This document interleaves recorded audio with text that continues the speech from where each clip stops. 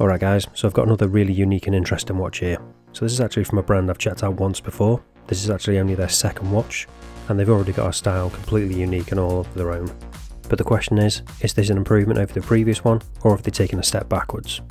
So this is the review of the MECEXP MS1002 MechaVoyager. And if you aren't already aware of this brand and you didn't see that previous watch I checked out, MECEXP, I know it's a little bit clunky, but it actually stands for Mechanical Exploration. So yes, that is a charging cable you can see with this, but it is actually an electromechanical watch, which means it can do some really interesting stuff, which I will show you as we get into this. I think I might have said this in the previous review. Personally, I would have preferred if they'd called it a MECEX, but let me know, what do you think? But let's get all this out of the way and then get right down into it. So here is the actual watch, and as you can probably see, it's pretty unique, not like anything else at least I've seen before, apart from the previous watch that I checked out from these, but even compared to that, this is totally different. So there's a few different versions of this available. So you can get it with the PVD, which I've got on this one, but you can also get it in stainless steel, and then they do 3 different colours with each. So you've got the red I've got, green, and also yellow. So if you do like this overall design, hopefully you should be able to find one that you do like from the different colours and different case finishes. So now you probably want to know, how can you actually pick one of these up and how much is it going to cost you? So it's currently on Kickstarter, and it's actually already been funded, and I think it actually has already started shipping as well. Obviously you can't get it on the super early bird price anymore, but the current price are the ones that are available still, are coming in at $699, which is about £517 and about €593. So that's about $100 off the price it's going to be once it gets off Kickstarter. That being said though, if that is too much for you, the previous model I checked out is actually cheaper than this one, so I'll leave a link to that down in the description if you want to check that one out. And obviously the link to the Kickstarter will be down in the description as well, so you can check out everything for this watch. But now all that's out of the way, let's get down into the actual details of this, starting with the dimensions. And because it is an unusual watch, they're going to be slightly unusual dimensions. So we've got a width of 48.2mm, that's at the thickest point at the top. Then we've got a height of 39.6. Then when it comes to the thickness, again, this is a slightly odd one. So it's 15.9 at the top, at the highest point, then it goes down to 12.4 at the bottom. But it is actually concaved underneath, so it kind of conforms to your wrist better than that would suggest. When it comes to the lug width, I'm not really going to mention that because you're not going to have another strap on this, but the width of the strap at the top is actually 28.7mm, and then when it comes to that lug to lug, that's coming in at 46.5. So you're probably wondering now, what's the weight like? Is it going to be really heavy? Well, no, it's not quite as bad as you'd think. So it's coming in about 125 grams on this strap. So we'll take a quick look at that, show you that in a bit more detail, starting with the buckle. So we've got that PVD coating matching the case, and then we've got that MECEXP branding. Then when it comes to the strap, we've got some nice red stitching, and it's a canvas strap with a leather backing. Then we've got the branding on there as well, and now you can also see that concave case back that I was talking about before. So we've got the branding on there, the fact that it's stainless steel, 30 m water resistance, and it's made in China, and obviously you can see those contacts for the charger as well. So I'll bring that in now and show you that, because it is actually a pretty good one, and it's got some interesting bits too.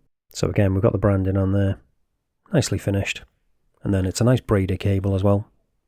And then when it comes to the connector on the end, we do actually have this adapter on it, which is pretty nice. So it's USB-A or USB-C, depending on what you need charger-wise. Now moving on to the head of the watch, you can see we've got that really nice sign crown there, nice and grippy, and then you can also see that really interesting K-shape a bit closer up and in a bit more detail. Got the nice stainless steel on the sides, despite this being the PVD version. Nice polished chamfer around the edge as well, and then you can also see those red accents either side. It's just got a really nice shape to it as well. As I say, conforms to the wrist pretty nicely, which obviously I will be showing you at the end of the video as always. And there are those red accents on the top and also on the bottom. So again, just tied together really nicely with the overall red accents throughout this one. And obviously depending on which colour you go for, the accents will match. So now it's time to take a proper look at this dial, because there is a lot going on here. So at the top where we've got that large 3, that is a really interesting mechanism on that. It's a coaxial reverse rotating digital display. At least that's what it says on the Kickstarter anyway. And then it calls the bottom section linear motion hands. But as I already said at the start of the video, it's actually electromechanical, and I will be showing you all of this in action and all the different functions in a second, because there are quite a few. But before we do that, first of all let's check out whether we've got sapphire crystal on this or not, using the trusty diamond selector tool. And the bottom section, that's just mineral. Top, unfortunately, is the same. It's a little bit disappointing, as the previous model I checked out did actually have sapphire. So now let's finally get onto the bit you're probably really interested in, and that's the functionality of this movement. So I'm going to go through each function step by step, starting with how you actually set the time and the date. So press this 4 times quickly. And then you start off by setting the month first. So just rotate the crown, and then I'll go around to the month I want to pick, which is the current one, obviously, so it's the 9th.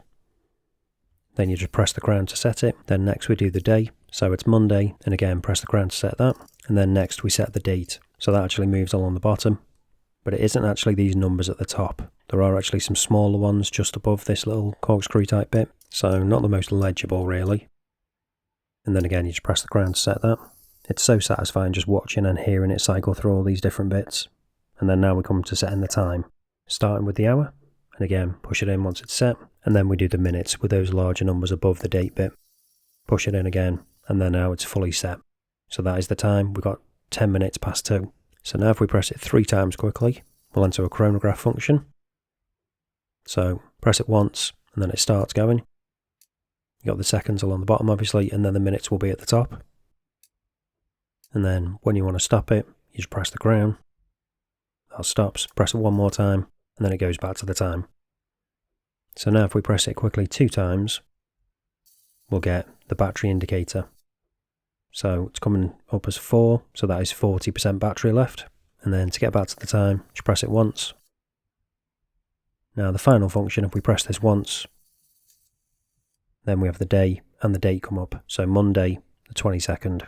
And then again, just press it once to get back to the actual time.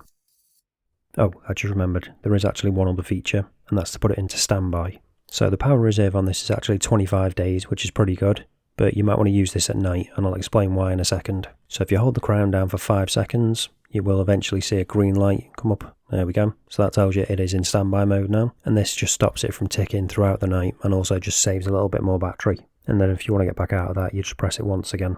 So now it's time to talk about the loom / backlight, because the previous one actually had a backlight and loom. With this one, is it going to have either or both? So as you can see, we've actually got a little bit of loom there, although there isn't a great deal. Unfortunately, we don't have it on the numbers for the minutes on the bottom section, so it's not all that useful. Don't know why they haven't loomed them, as the previous version they did actually have loom on, so it was far more useful. The loom on the top section is great, that's really good, but it's just not really useful unless you've got the minutes. So I was hoping this is going to be saved by having a backlight, but unfortunately it doesn't have a backlight at all, which I really don't understand. That was one of the best things of the previous version. It just lit up the whole thing. You could see all the mechanisms and everything, as well as being able to tell the time at night. So all that's left to do now is show you what it's like on wrist, go over the pros and cons, let you know whether I'd pick this over the previous version, and whether you want to get one on Kickstarter or not. And here it is on my 7-inch wrist. So I was actually quite surprised how well this wears. I thought it was going to look ridiculous, but I think it actually looks pretty good. I like that we have the matching hardware with the PVD coating, and obviously if you go for the stainless steel version, I imagine that will match too. When it comes to the head of the watch, we've got a nice, pretty compact lug to lug there. Obviously it's fairly thick, but not as thick as you'd think, because as I say, that concaved back, it kind of sinks into your wrist and conforms to it really nicely. And with the back part being higher, that just helps with it just being legible, I think. But in terms of legibility, I do have a bit of an issue with that calendar. I think it's far too small, not really all that useful. I think it would have been better if they'd somehow managed to get it in with the minutes instead of the actual separate bit underneath, if there was a way of doing that maybe. But the main draw with this watch is obviously the electromechanical movement, and just the really distinctive, pretty interesting look as well. I suspect it's going to be one that people either love or hate. I actually really like the design. I think it's a pretty cool look, but there are some things that would probably stop me recommending this. The main one being that lack of backlight. As I said earlier, with the previous model, that was one of the draws for me. I think it was a really cool effect. It lit up the whole movement, you could see everything really clearly, and obviously be able to tell the time better too at night. I just don't understand why they didn't have it with this one, especially because the loom is pretty much useless because you don't have those minutes lit up. So if you're planning on using this watch at night, it's probably not going to be any good for you. Another bit of an issue I have is when it comes to the pricing. So this is quite a bit more expensive than the previous version, and the fact that we don't have a backlight, we also don't have sapphire crystal, and we've got pretty bad loom, all of which were better on the previous model. It does kind of sting a bit, and for those reasons I can't really recommend this watch. If you do like this kind of design and this electromechanical movement, I'd personally be going for the previous version instead. So I'll leave a link to that down in the description, as well as the full review. But let me know, what do you think? Am I completely wrong with this? Have you seen that previous review of the other model I was on about? And which, if any, would you be going for? Well, that's it for this one, guys. Thanks for watching, and I'll see you in the next one.